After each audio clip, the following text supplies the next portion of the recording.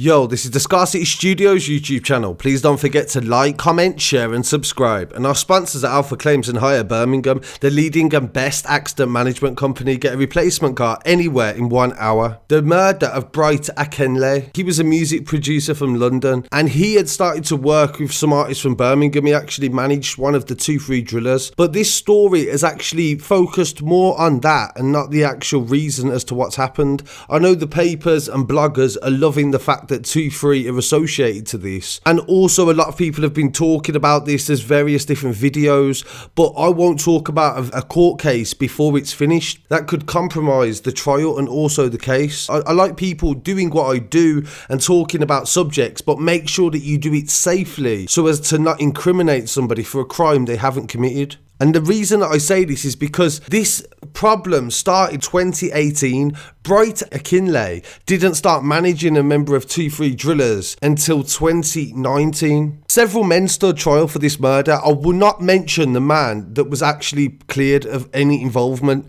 Tashawn Brewster from Kennington area, Abdoulie Ceesay, also from Southwark, South London, Oliver Petts from the Lewisham area were all on trial for Mr Akinlaye's murder. The jurors were told had recruited Mr Brewster to stab him as a punishment for a long-running feud with two twins called Jospin and Alvis Mayamba from the Aylesbury estate in Southwark. At the end of 2018, Bright had posted a video online that showed Jospin Mayamba being manhandled and disrespected by a different group of people, and it appears that there was a war of words between them that continued into the early part of 2019. A few days before his death, Bright went on Instagram to contact the twins' older brother, Chris Mayambe, who was in prison in Nottingham. The two of them exchanged insults and they taunted each other, and it ended with a threat from Chris to Bright. On the evening of the 18th of February last year, Mr Akinleye was part of a music video which started in Deptford, South London, and then moved to a flat in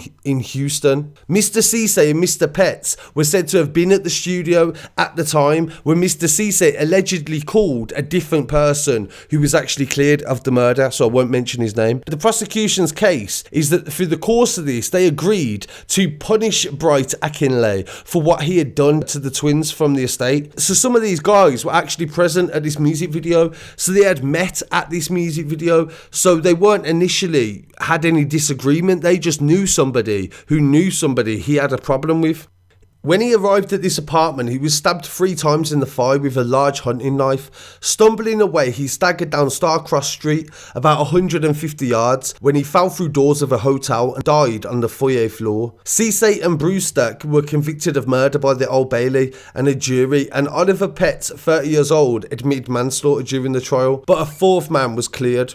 Ceesay and the 3rd defendant, Petts, were both at the video shoot in Deptford that Mr Akinleye was involved in on the 18th of February 2019. Some minutes later, Ceesay made a voice call to somebody else to pick him up, and this is when they arranged this murder. Ceesay made a number of other calls that lasted a matter of seconds, which suggested he didn't get through, and a final call that lasted longer. That call was to Tashawn Brewster, and immediately after that call, the events that led to the attack of Bright started to unfold. Mr Akinleye was attacked almost immediately as he made his way up the staircase to the flat in Euston. Mr Danielson added, Mr Akinleye managed to get hold of the knife and he managed to run out of the flat, holding the hunting knife that had been used to stab him, and he ran for 150 yards when he stumbled into the foyer of the hotel. The stab wound was to his right femoral artery, and it was a major vein that took blood to his heart. When it was cut, he was bleeding heavily, so he left a trail of blood when he left the flat all the way to the hotel where he collapsed. The prosecution's case is that the person carrying the hunting knife into the flat, who used it to stab him and kill him, was the 4th defendant, Tashawn Brewster. The prosecution's case is that this attack wasn't a spontaneous outbreak of violence